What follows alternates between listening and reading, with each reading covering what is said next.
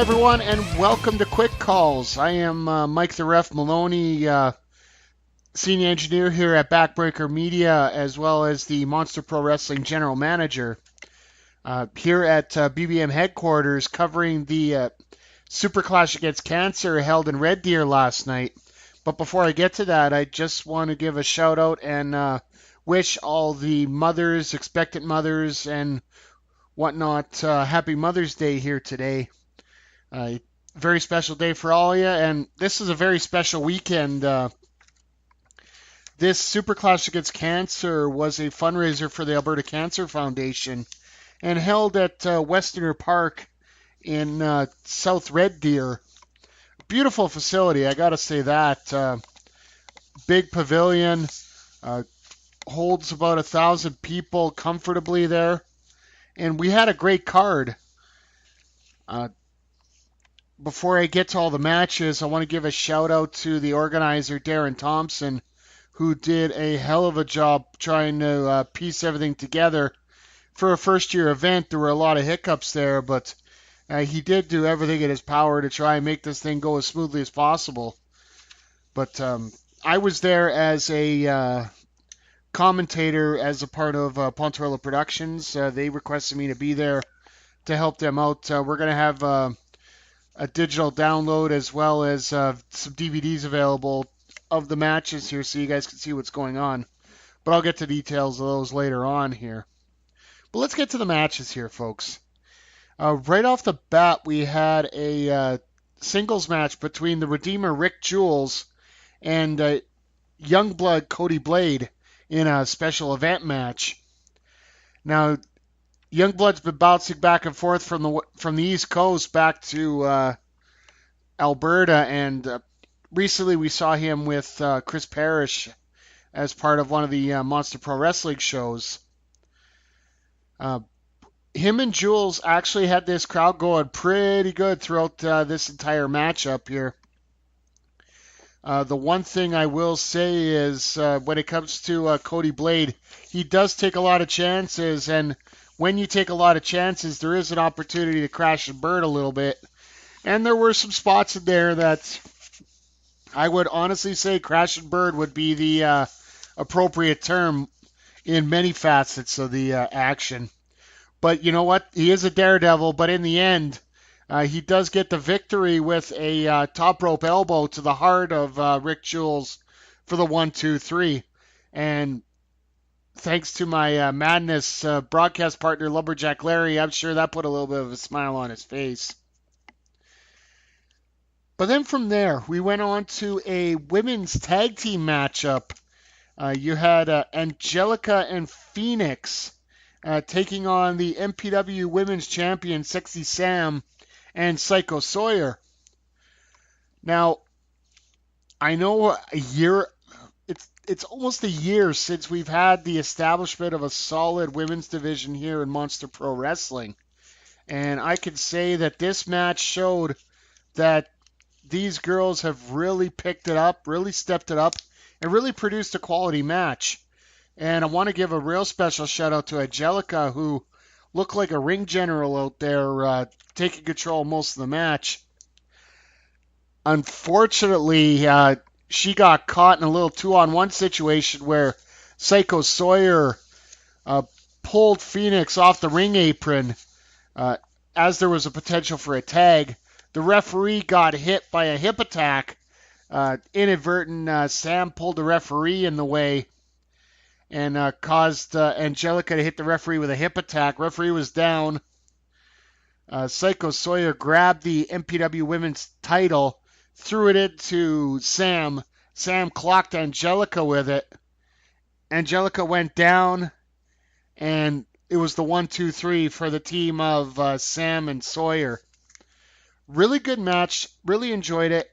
It was definitely a treat to watch. So the crowd enjoyed it as well. So that's one of the key things here.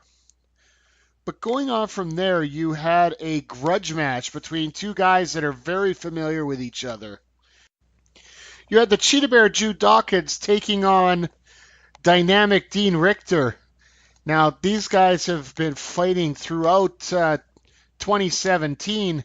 I believe their first competition against each other was way back in Jude's first title defense in 2016 in November, one of the first shows that I covered with the CWC. It's been great since then. It's great now.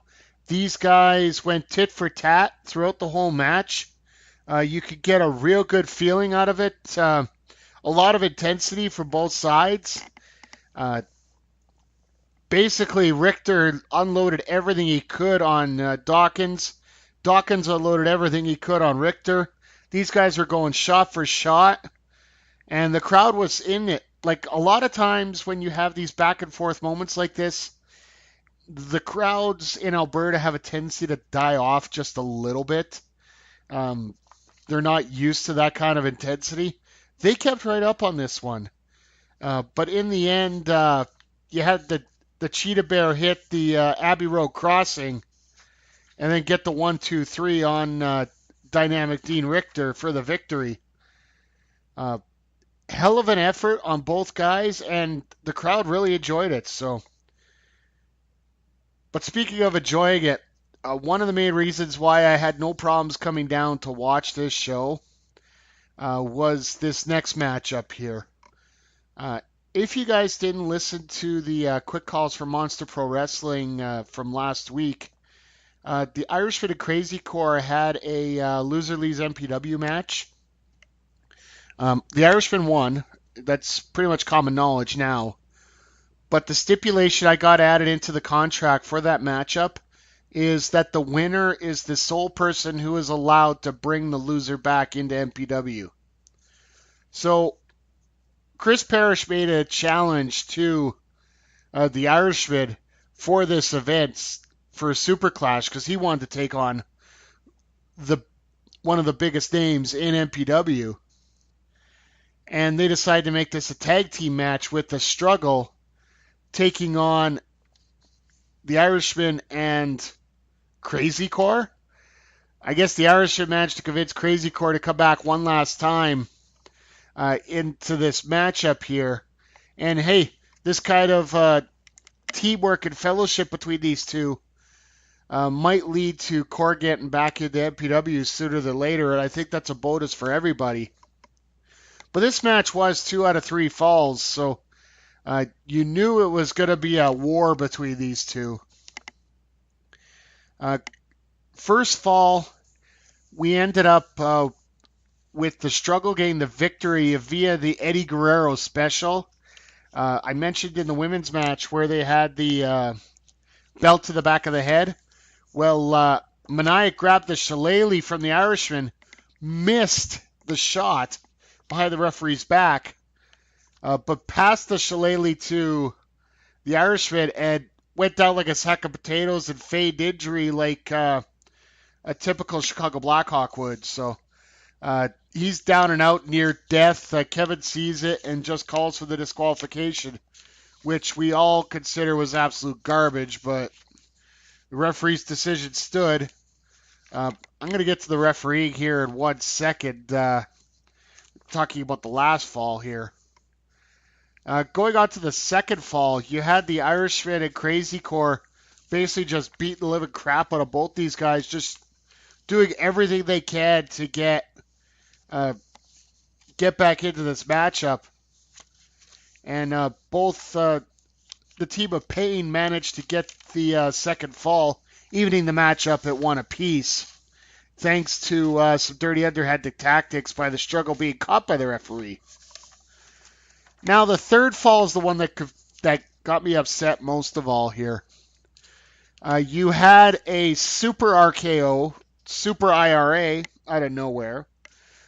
Basically you're looking at the equivalent of a 3D in terms of movement from Crazy Core and the Irishman onto Parrish.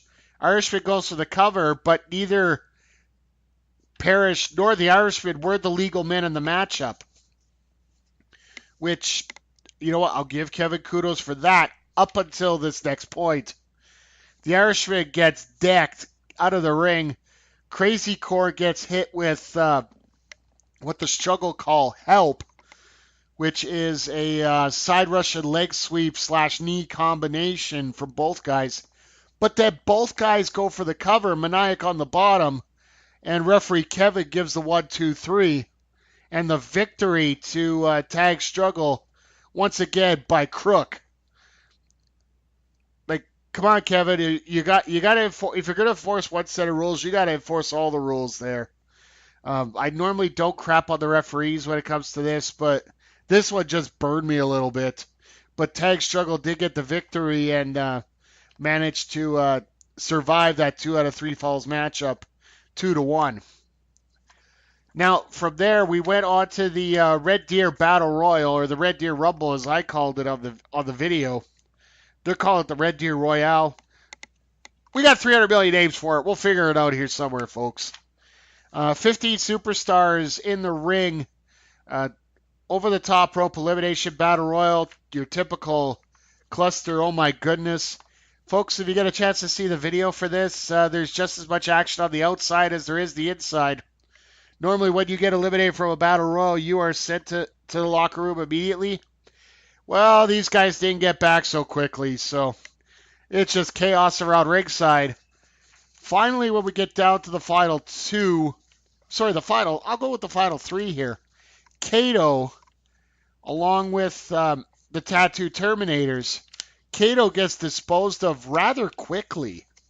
And it goes down to the Tattoo Terminators, Jackhammer and Massive Damage.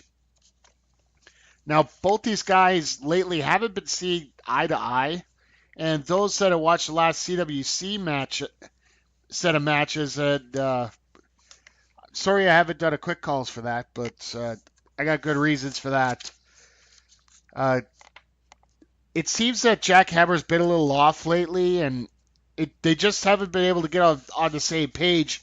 And these guys lit into each other throughout this matchup. Chops back and forth, power moves back and forth. In the end, Massive Damage manages to get Jackhammer out, and Massive Damage wins the Red Deer Royale. Now, talking with Mr. Thompson and the organizers of the Superclash, that remind you, they're in talks for a major promotion, having Massive Damage go down there and work on their title. I'll keep you guys updated as I hear more about this, if anything comes to fruition on this. So, I've heard some big names, but I'm not going to reveal anything until it's confirmed here. So then we went to intermission, and then coming back out of intermission, we had a very special tribute to our very special guest at the Superclash, Lisa Duke, a local cancer survivor, and just a great personality. And the video tribute was really deserving, really touching. I'm going to see if I can get a copy of it and see if I can get it out there to post for you guys, so y'all can see it. It was really touching and really fitting. So, but then from there we went to our semi-main event of the evening for the Pure Power Wrestling Heavyweight Championship. And folks, this one did not disappoint either. You had Sidney Steele, Mr. Flex O'Clock, taking on Cougar Meat Kyle Sebastian, the champion. Now, Kyle, every time I see him work in the ring, I see potential, I see greatness, and I also, unfortunately, see a lot of gyrations. The first 5 minutes, I would say the good 4.5 of it was him outside, not wanting to take any arm drags at a little bit of a, how do I say it, Rick Rude-esque hip engages with the crowd. I'm glad that there were some local barf bags handy just in case it got any worse. But Steele was really taking it to Sebastian throughout this matchup here. One of the most shocking points of the matchup was when Sebastian hit his finisher known as the panty remover. Yes, folks, he said it, not me. I'm just repeating it. Uh, his version of a Death Valley driver, uh, but Steele kicks out at 2. Sebastian's in shock. He tries to go for it again, hits the referee as he's spinning around with Steele up top. Steele manages to wiggle free, hits his super kick, is on the cover for about an 8, 9, 10 count. Referee out of position, doesn't see it. So Steele goes to check on the referee. Sebastian just gets a dirty shot in on Steele, and then goes for what I call the Valentine cover, where he basically hooks both legs up and puts his 2 feet up on the second rope. Referee doesn't see it. 1, 2, 3. Kyle Sebastian keeps the title. You know, despite the cheating tactics and whatnot, this was an excellent match that I think everybody enjoyed there in Red Deer. It was a great match with a great supporting crowd there. They were really getting on Cougar Meat rather quickly, and there was a big chant of flex throughout the matchup. But then from there, let's get to our main event of the evening. It was a submission match between the headline Sean Martins and the Danger Zone Mitch Clark. This match here, I'll have to admit, Martins, I knew that he had some submission technique in him. I didn't realize that he had as much as he did. He did know how to slow the pace down and turn it into a bit of a ground and pound. The turning point in the match for me was at a point where Martins went to hit Clark with a hanging DDT, as sort of like what Randy Orton does, except instead of doing it inside, he did it outside. The angle was a little off, and the full brunt of it, in terms of hitting his head, didn't happen to Clark. Managed to clear the cobwebs a little bit. There was another injury assessed at that moment, but I'll get to that at the end of the match here. But Danger Zone he snaps out of it and turns everything into a second gear here. And this turned into an MMA fight real quickly here, folks. You see ankle locks, you see knee bars, you see triangles. You see Martins almost win it with a front face lock. We almost had a 3-hand down situation there with the referee having to stop the fight. But all of a sudden, going for the rings of Saturn, as Clark tried to do, you had Martins roll out of it, but he rolled straight into an arm bar, cross arm breaker style. And you had Clark perfectly positioned where Martins could not roll over to grasp his other hand and take the pressure off the hold, and he was forced to tap out for the submission victory for Mitch Clark. Unfortunately, I do believe that there might be an injury to Clark's sternum based on that DDT. Details are foggy. I'm not sure exactly on all the details. I'll see if I get some details and get them out to you guys. It looked a lot more. After the show, he looked a lot more worse for wear than what I really would think he would be in a match like this. So I know that he's not scheduled for the June 2nd show, the Leo Burke Cup.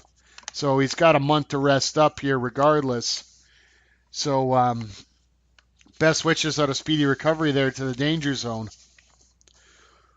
But let's get to our highlight of the night. And for me, I'm going to go with 2 of them since I'm by myself, and normally there's like 3 of us and 3 different, opinions and whatnot. First of all, I'm going to go with the 2 out of 3 falls match between Pain and Struggle. Great seeing Irishman and Crazy Core tagging up, because they look like a well-oiled machine, and they've been they look like they haven't missed a step, even though they've been fighting each other for the better part of a year here. And Struggle, well, they're the Struggle. One's a CWC champion, the other one's the MPW champion. You knew they were going to be good together as well. Plus, they got a hit podcast on the network, but I'll digress at that as well. And the other one is the other tag match, which had the MPW women's division involved. And I've seen drastic improvements in these ladies since they started working together and training at the Monster Pro Wrestling training facility. Fantastic job by all four of these ladies: Psycho Sawyer, Sexy Sam, Phoenix, and Angelica. So that's going to be my highlight of the night there. My surprise? I'm going to take that to the pre-show, folks. I haven't heard about the band called Iron Buffalo, who performed admirably for an hour prior to the show. You had the Legends of Wrestling, you had Gamma Senior, you had Abu Weasel, Leo Burke, Jerry Morrow, all those guys out signing autographs, answering questions, and enjoying a great show. Phil LaFawn was there as well. Great seeing them all there. And Iron Buffalo just putting on a hell of a performance. So I was surprised because I haven't heard of them before this show, but it's definitely not going to be the last time I hear from them. So, but that wraps up the Superclash Against Cancer here. I know there was a few more things that some people wanted me to talk about here, but I don't want to get into attendance numbers and how things were built. And I can say this right now. I have talked to the promoter, and after they take a little bit of time to detox after this show's done, gotta get some time to breathe here, folks. We're looking at possibly setting up another one again next year. Could possibly be for a different charity. This one was for the Alberta Cancer Foundation. There might be another charity involved. We'll see how that goes. I'll chat with them as things run along. And it's probably going to be a little bit more in the summer rather than in this spring, because let's face it, we had 3 events going on this night. So it does pull away from some of our traveling crowds. So, but I want to give a shout out to Darren Thompson and all the workers, all the volunteers, all the sponsors, Cam Clark Ford, all the minor spots that were there, Potrella Productions. They all worked hard to get the show off. And hey, this is the first show. It's going to go up next year. I can almost guarantee that. But speaking of more than one show and traveling fans, our next quick calls, I'm getting word down the grapevine that the Wrestling by Brian Hamilton's coming up with one for PWA Fallout. He was in Onaway for the 8-man Mayhem tournament as Bryce Silva put his belt on the line in many different stipulation matches. I heard it was a hell of a show for the reports I'm getting. So it's going to be interesting to see what kind of report Brian has on it. And then also on the network, don't forget the Sounds of Struggle coming out every Thursday. As well, I did have something flash up on my my notices here that the Daniel Jobber has some audio that he wants me to put up on the Podbean site here. So stay tuned. You never know what's going to come up from the Danimal. He's a little bit unpredictable lately, so this should be very interesting. But our next quick calls with myself hosting is going to be coming next Saturday from Canada's Wrestling Elite, performing at St. Albert, featuring Big Jess Youngblood taking on Tyler Colton for the CWE Championship, as well as a very special appearance by WWE Hall of Famer Ron Farouk Simmons. That's going to be a fun night, folks. The last time CWE was in town, nobody was able to get extra seats after general admission. So if you guys are interested in that show, let me know, and I got some guys that can hook you up for some tickets here. So, but that's going to wrap up quick calls here for the Superclash Against Cancer, hosted by Gamechangers Canada. But just remember, folks, if you're going to make a good call, make a quick call. And this has been Quick Calls here on Backbreaker Media.